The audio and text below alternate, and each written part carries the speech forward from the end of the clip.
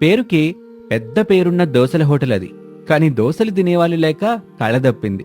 ఆ హోటల్ యజమాని సురేందర్ కౌంటర్ మీద కూర్చుని కన్నీళ్లు పెట్టుకుంటూ ఉండగా అతని దగ్గర నమ్మకంగా పనిచేస్తున్న గోపయ్య ఒక పేపర్ తీసుకుని అతని దగ్గరికి వచ్చాడు. సురేందర్ కన్నీళ్లను చూసి చలించిపోయాడు. ఓదార్పుగా, ఏంటి బాబు ఇది? మన హోటల్లో తినేవాళ్ళు లేక కళ తప్పిందని కన్నీళ్లు పెట్టుకుంటే ఎట్టా చెప్పండి? ఎట్టా కళ తిరిగి తీసుకురావాలని ఆలోచన చెయ్యాలి గాని ఇట్ట కన్నీళ్లు పెట్టుకుంటే పోయిన కళ తిరిగి వస్తుందా బాబు? కళ రాకపోవచ్చు గోపయ్య, కానీ గుండెల్లో ఉన్న బాధ కొంచెమైనా తీరుతుంది కదా. చనిపోయిన నాన్నగారికి మాటిచ్చాను, మీరున్నప్పుడు ఈ హోటల్ ఎంత కళగా ఉందో నేనున్నంత వరకు అంతకు మించిన కళని శోభని తీసుకొస్తానని అన్నాను. అప్పుడు నాన్నగారు, ఇంతకు మించిన కళ తీసుకొస్తే గొప్పే బాబు, కానీ ఉన్న కళని మాత్రం పోగొట్టకని చెప్పారు. కానీ నేను అంటూ మళ్లీ బాధగా కన్నీళ్లు పెట్టుకున్నాడు. అయ్యా, ఓసారి ఈ పేపర్ చూడండి అని తను తీసుకొచ్చిన పేపర్నిచ్చాడు. సురేందర్ కన్నీళ్లు తుడుచుకొని ఆ పేపర్ని చూశాడు. ఆ పేపర్లో ఒక ప్రకటన ఉంది. అది చదువుతాడు. మా దోసల హోటల్లో పనిచేయడానికి స్పెషల్ దోసల వంటవాళ్ళు కావాలి. ఫ్యామిలీకి ఇల్లు, మంచి జీతం, ఆసక్తి ఉన్నవాళ్ళు ఈ అడ్రస్కి రండి అని చదివి అక్కడున్న అడ్రస్ చూసి కొంచెం షాకింగ్గా, ఇదేంటి గోపయ్య, మన హోటల్ అడ్రస్ ఇచ్చారు? మన్నించాలి బాబు, మీరు బాధపడ్డ నేను చూడలేకపోయాను. అందుకే నేను వెళ్ళి పేపర్లో ఈ ప్రకటన ఇచ్చాను.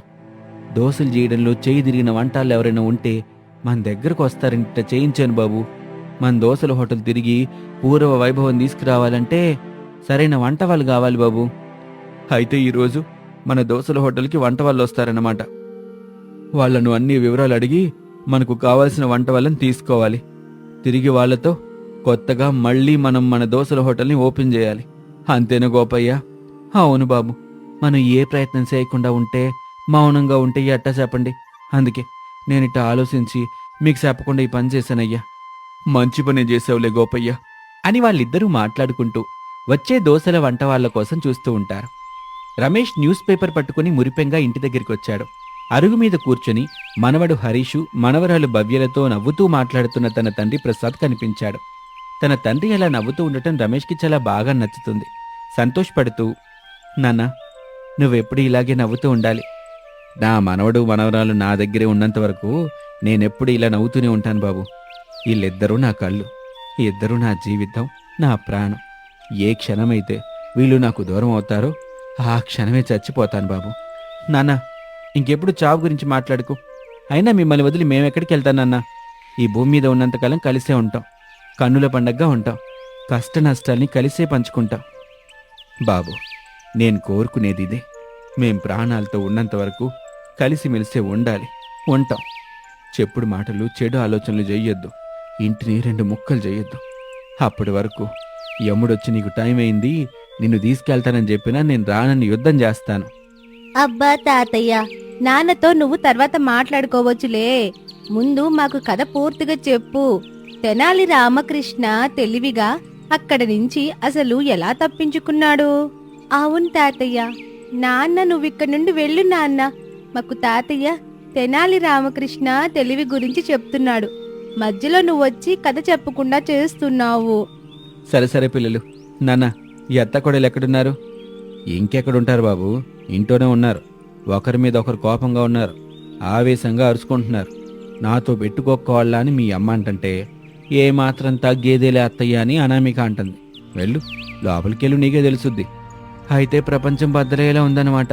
బాబు రమేషు, చేతిలో ఆ పేపర్ ఏంటి? మన జీవితాల్ని మార్చే అవకాశం ఈ పేపర్లో ఉంది నాన్న. ఏంటా అవకాశం? నానా, నువ్వు లోపలికి వెళ్ళు. తాతయ్య, నువ్వు కథ చెప్తావా లేదంటే ఇక్కడి నుంచి మేం వెళ్ళిపోవాలా? చెప్పు తాతయ్య, కథ చెప్తావా నాన్నతోనే మాట్లాడుతూ ఉంటావా? వద్దుద్రా మనవడా, ఎక్కడికి వెళ్ళొద్దు, ఇక్కడే ఉండండి, మీ కథ చెప్తాను అని కథ చెప్పటం మొదలుపెట్టి రమేష్ ఇంట్లోకొచ్చాడు. అత్తాకోడళ్ళు శారద, అనామికలు కలిసి దోసల పిండి రుబ్బుతూ ముచ్చట్లు పెట్టుకుంటూ నవ్వుకుంటూ ఉంటారు. వాళ్ళని చూసి రమేష్ కొంచెం షాక్ అవుతాడు. నాన్నేమో బయట అలా చెప్పాడు, ఈ అత్తాకోడళ్ళేమో లోపల ఇలా ఉన్నారు. ఏమోలే, మనం వచ్చిన విషయం చెప్దాం. నచ్చితే ఆ హోటల్కి వెళ్తారు, లేదంటే లేదు అని వాళ్ళ దగ్గరికి వచ్చాడు. ఇద్దరూ రమేష్ని చూసి కోపం నటించటం మొదలు పెడతారు. ఒకరి మీద ఒకరు అరుచుకుంటూ ఉంటారు. అది చూసి, మీ అత్తాకోడలు యాక్టింగ్ ఆడితే బాగుంటుంది, మసాలా దోశల వ్యాపారం జోష్ఫుల్గా సాగుతుందని అత్తాకోడలు ఇద్దరు సంబరంగా ఉన్నట్టున్నారు. అవును బాబు, మనం పెట్టిన అతి తక్కువ కాలంలోనే మసాలా దోశ వ్యాపారం మంచి పేరుతో పాటు డబ్బులు కూడా తీసుకొచ్చి పెట్టిందిరా. అట్టంటప్పుడు ఆనందం కాకపోతే బాధలు కలుగుతాయా చెప్పు? సర్లేండి అత్తయ్య, ఆ విషయం పక్కన పెట్టండి. ఇంతకీ మీరెందుకు వచ్చినట్టో? అని అనామిక అడగటంతో రమేష్ ఏమీ మాట్లాడకుండా పేపర్ ఇచ్చి అక్కడి నుంచి వెళ్ళిపోతాడు. అత్తాకోడళ్ళు ఈ పేపర్ని చూడకుండా ముచ్చట్లు పెట్టుకుంటూ దోసల పిండి రుబ్బుతూ ఉంటారు. అలా సమయం గడుస్తూ ఉంటుంది.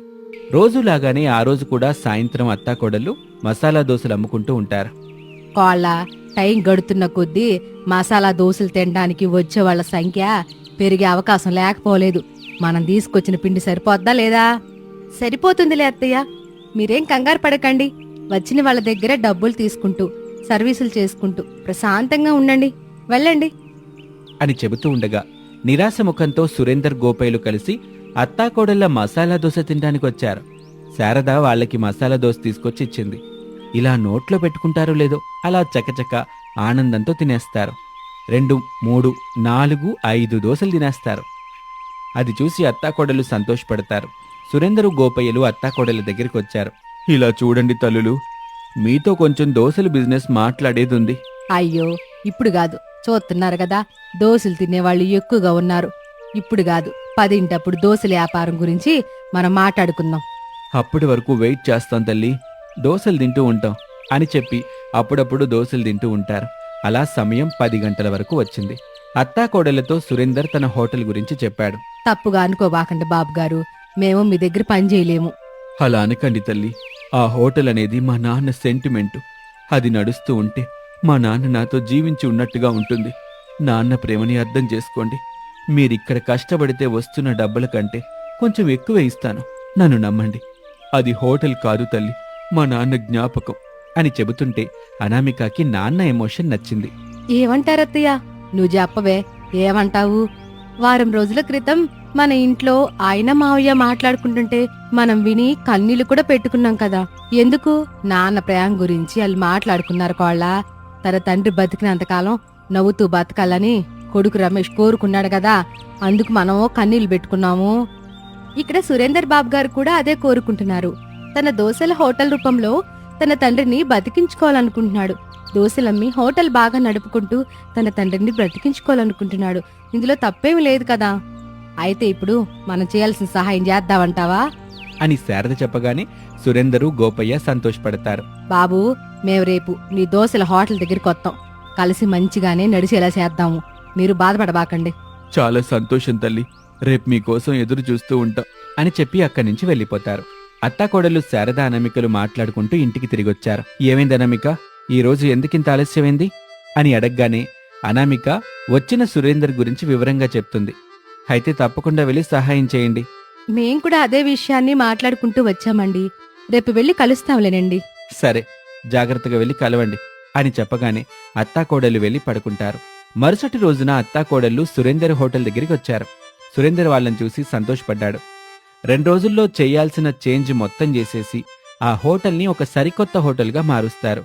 అదంతా చూసి సురేందర్ మురిసిపోతాడు. అత్తాకోడళ్ళ మసాలా దోశ అని బయట బోర్డు పెట్టిస్తారు. అంతే, సురేందర్ దోశల హోటల్ దోశలు తినేవాళ్లతో కళకళగా సందడిగా ఉంటుంది. ఇలాగే రోజులు గడుస్తూ ఉంటాయి. సురేందర్ హోటల్ బాగా ఫేమస్ అవుతుంది. బాగా డబ్బులొస్తాయి. ఒక రోజున ఒక పెట్టె నిండా డబ్బులు పట్టుకుని అత్తాకోడల కోసం ఎదురు చూస్తూ ఉండగా శారద అనామికలు అక్కడికి వచ్చారు. అనామిక, చెప్పండి సార్. సార్ అనొద్దని చెప్పాను కదా అనామిక, అన్నయ్య అని పిలవమని చెప్పానుగా. సారీ అన్నయ్య. అనామిక, ఈ డబ్బులు తీసుకోండి. మన దోశల హోటల్ బాగా రన్ అవుతుంది, మంచి లాభాలొచ్చాయి. ఇదిగోండి, ఇది మీరు తీసుకోండి, సంతోషంగా ఉండండి అని చెప్పగానే అత్తాకోడళ్ళు ఆ డబ్బును తీసుకుంటారు. ఒక కొత్త ఇంటిని కట్టుకొని ఆనందంగా ఉంటూ సురేందర్ దోశల హోటల్లోనే పనిచేస్తూ సంతోషంగా జీవిస్తూ ఉంటారు. ఇది వాల్టి కథ. మరొక ఆసక్తికర కథలో మళ్ళీ కలుద్దాం. అంతవరకు సెలవు. నమస్తే.